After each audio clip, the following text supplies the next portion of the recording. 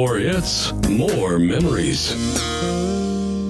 Atlanta's #1 radio stations, Swanky 93.3 and The Heat 94.6 radio stations, has you covered. From our studios to our newsroom at K.L.P. Entertainment. Listen on all major audio platforms like Spotify, iHeartRadio, Audacity, Apple Podcast, Stitcher Podcast, Google Podcast, YouTube, and more.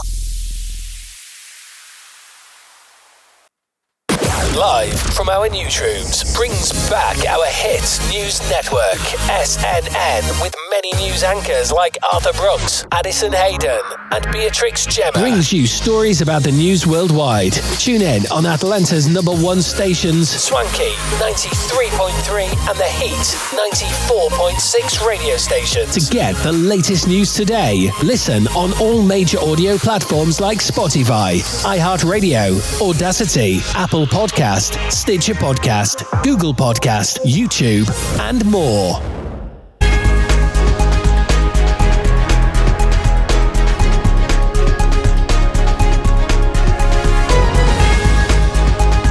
Hello everyone and welcome back to our channel of K.L.P. Entertainment.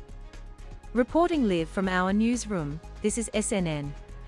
I'm Addison Hayden. Here's your business news breaking for March 10th.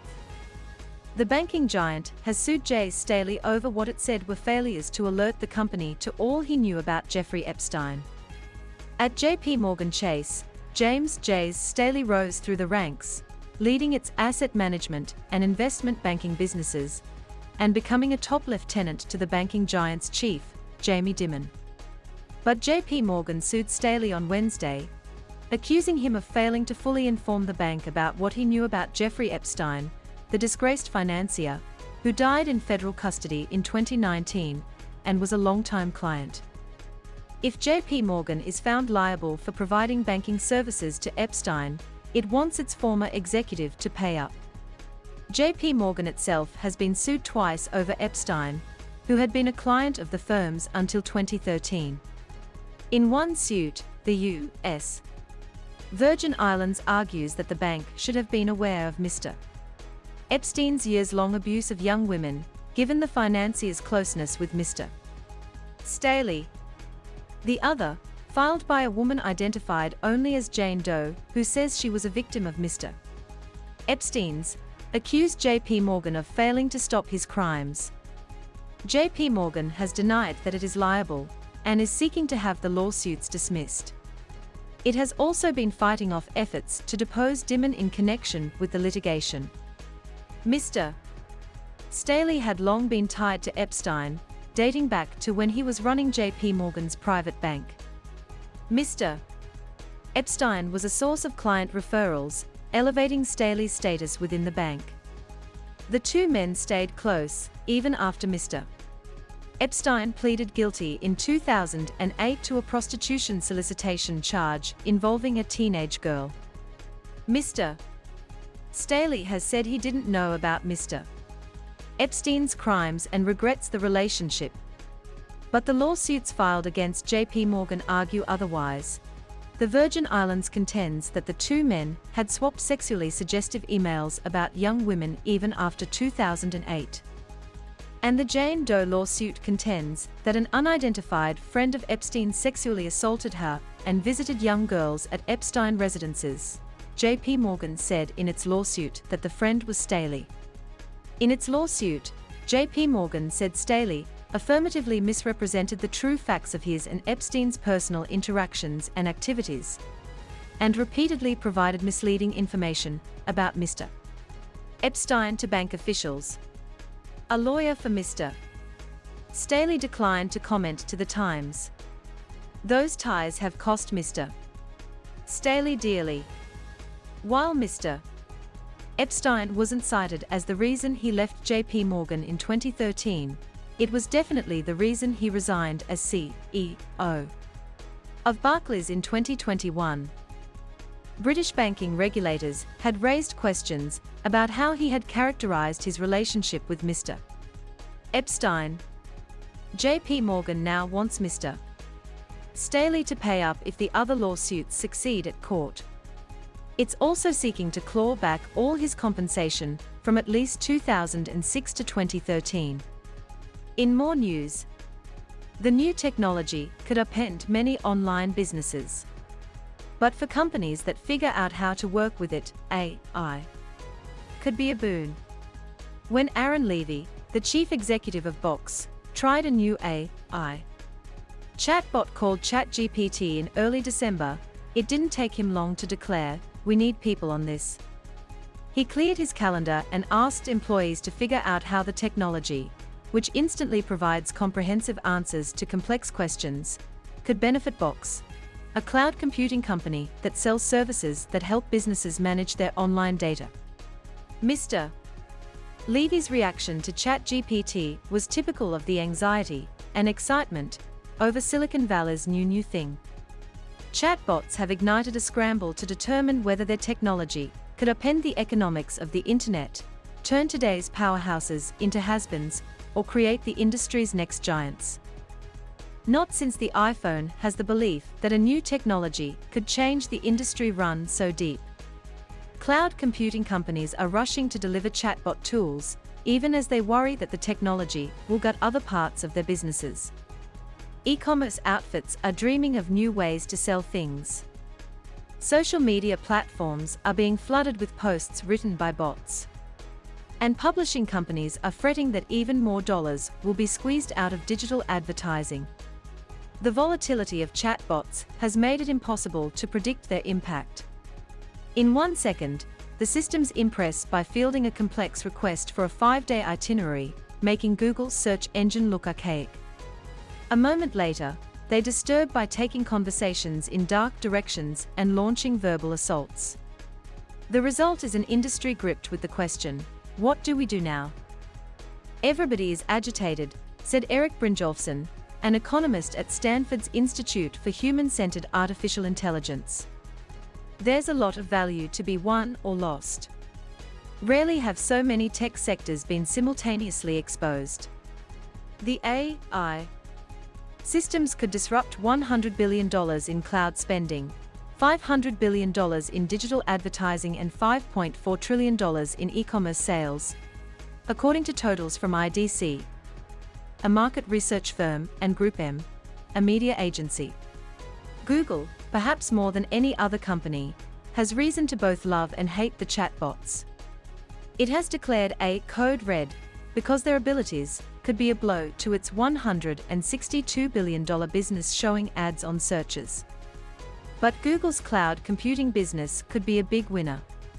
Smaller companies like Box need help building chatbot tools, so they are turning to the giants that process, store and manage information across the web. Those companies, Google, Microsoft and Amazon, are in a race to provide businesses with the software and substantial computing power behind their AI chatbots. The cloud computing providers have gone all in on AI over the last few months, said Clement DeLange, head of the AI company Hugging Face, which helps run open-source projects similar to ChatGPT. They are realizing that in a few years, most of the spending will be on AI, so it is important for them to make big bets. When Microsoft introduced a chatbot-equipped Bing search engine last month, Yusuf Mehdi, the head of Bing, said the company was wrestling with how the new version would make money. Advertising will be a major driver, he said, but the company expects fewer ads than traditional search allows. We're going to learn that as we go, Mr. Mehdi said. As Microsoft figures out a chatbot business model, it is forging ahead with plans to sell the technology to others. It charges $10 a month for a cloud service, built in conjunction with the OpenAI lab, that provides developers with coding suggestions, among other things. Google has similar ambitions for its AI technology. After introducing its Bard chatbot last month, the company said its cloud customers would be able to tap into that underlying system for their own businesses. But Google has not yet begun exploring how to make money from Bard itself, said Dan Taylor, a company vice president of global ads. It considers the technology experimental, he said, and is focused on using the so-called large language models that power chatbots to improve traditional search. The discourse on AI is rather narrow and focused on text and the chat experience, Mr. Taylor said. Our vision for search is about understanding information and all its forms, language, images, video, navigating the real world. Sridhar Ramaswamy, who led Google's advertising division from 2013 to 2018, said Microsoft and Google recognized that their current search business might not survive. The wall of ads and sea of blue links is a thing of the past, said Mr. Ramaswamy, who now runs Neeva, a subscription-based search engine. Amazon, which has a larger share of the cloud market than Microsoft and Google combined, has not been as public in its chatbot pursuit as the other two, though it has been working on AI technology for years. But in January, Andy Jassy, Amazon's chief executive, corresponded with Mr. DeLange of Hugging Face, and weeks later Amazon expanded a partnership to make it easier to offer Hugging Face's software to customers. As that underlying tech, known as generative AI, becomes more widely available, it could fuel new ideas in e-commerce. Late last year, Manish Chandra, the chief executive of Poshmark, a popular online second-hand store, found himself daydreaming during a long flight from India about chatbots building profiles of people's tastes, then recommending and buying clothes or electronics. He imagined grocers instantly fulfilling orders for a recipe. It becomes your mini Amazon, said Mr. Chandra, who has made integrating generative AI into Poshmark one of the company's top priorities over the next 3 years.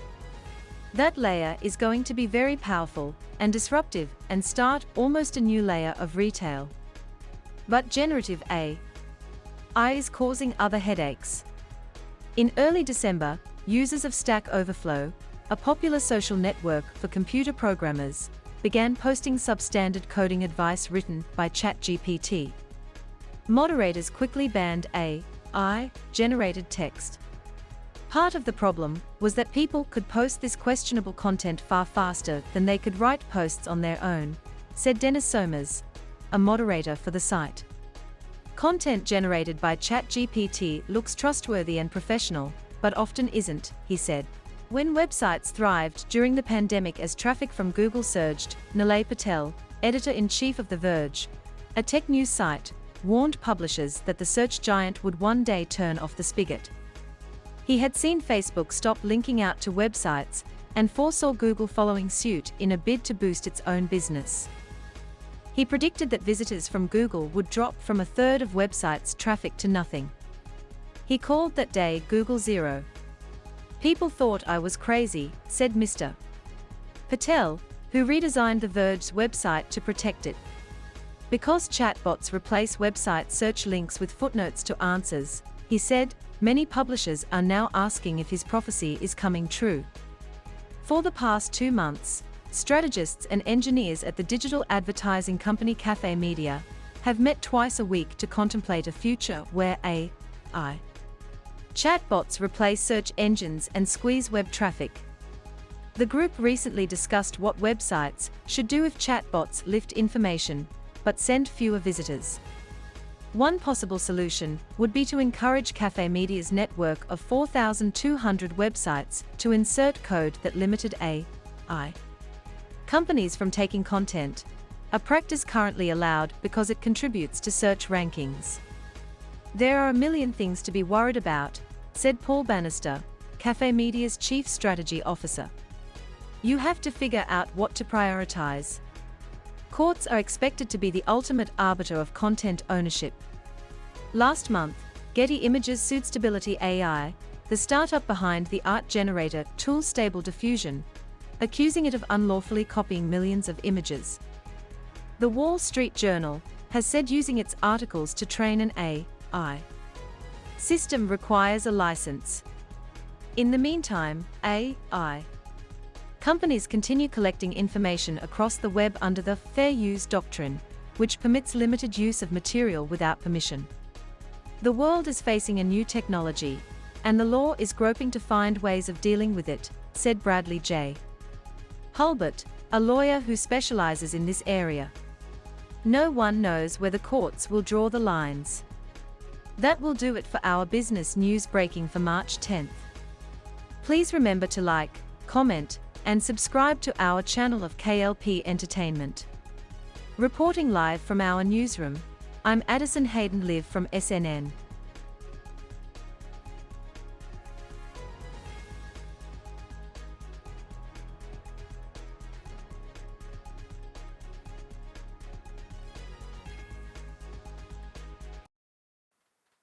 Live from our newsrooms brings back our hit news network, SNN, with many news anchors like Arthur Brooks, Addison Hayden, and Beatrix Gemma. Brings you stories about the news worldwide. Tune in on Atlanta's #1 stations, Swanky 93.3 and the Heat 94.6 radio stations. To get the latest news today, listen on all major audio platforms like Spotify, iHeartRadio, Audacity, Apple Podcast, Stitcher Podcast, Google Podcast, YouTube, and more. Atlanta's #1 radio stations, Swanky 93.3 and the Heat 94.6 radio stations, has you covered. From our studios to our newsroom at K.L.P. Entertainment. Listen on all major audio platforms like Spotify, iHeartRadio, Audacity, Apple Podcast, Stitcher Podcast, Google Podcast, YouTube, and more.